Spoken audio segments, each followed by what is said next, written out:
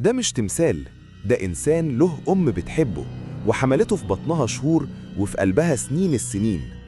الأم الأمريكية كيم ما صدقتش عينيها لما اكتشفت إن جثمان ابنها اللي فقدته من أكتر من 10 سنين معروض قدامها في معرض علمي في لاس فيجاس. الأم ما كانتش متخيلة إن بعد أكتر من 10 سنين من وفاة ابنها ممكن تشوفه تاني بالشكل ده.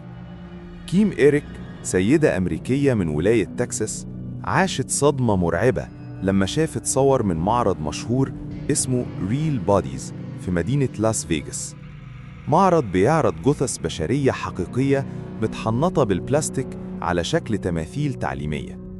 كيم ما راحتش المعرض بنفسها، لكنها كانت بتتفرج على صور وعلى الإنترنت، وفجأة وقعت عينيها على جثة فيها كسر قوي في الجانب اليمين من الجمجمة. الكسر ده كان نفس الكسر اللي شافته قبل كده في صور مسرح وفاة ابنها. بتقول الأم وهي منهارة: عرفته من أول لحظة، الإحساس كان صعب يتوصف. أنا شايفة جسم ابني قدام الناس متقطع ومن غير جلد، والناس بتتصور جنبه. ابنها كريس كان اتوفى سنة 2012 جوه بيت جدته، ووقتها اتقال للأم إن ابنها مات وهو نايم بهدوء، لكن الأب بسرعة رتب حرق الجثة من غير جنازة ومن غير حتى ما يستشير الأم، وبعدها سلموها شوية رماد وقالوا لها إن ده بقايا ابنها، لكنها طول عمرها كانت حاسة إن في حاجة غلط. بعد إلحاح وضغط كبير منها، القضية اتفتحت تاني، وساعتها ظهرت صور صادمة من مكان الوفاة. الصور أظهرت كدمات وآثار تقييد على دراع كريس وصدره وبطنه، وكمان تقرير السموم أثبت إن في جرعة قاتلة من الصيانايد في دمه.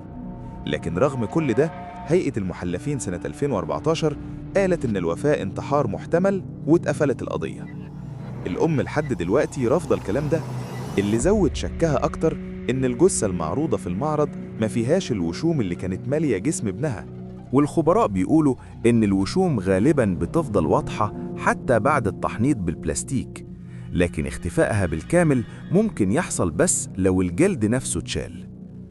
الأم شايفة إن ده ممكن يكون اتعمل علشان يخفوا هوية الجثة، لكن إدارة معرض ريل بوديز نفت الكلام ده تماماً، وقالوا إن الجثة المعروضة موجودة في لاس فيجاس من سنة 2004، يعني قبل وفاة كريس بسنين. وكمان قالوا إن كل الجثث اللي في المعرض جاية من الصين، ومش ممكن تحديد هويتها بيولوجياً. رغم النفي ده كله، كيم لسه مكملة معركتها، وطلبت إن يتم عمل تحليل DNA للجثة علشان تتأكد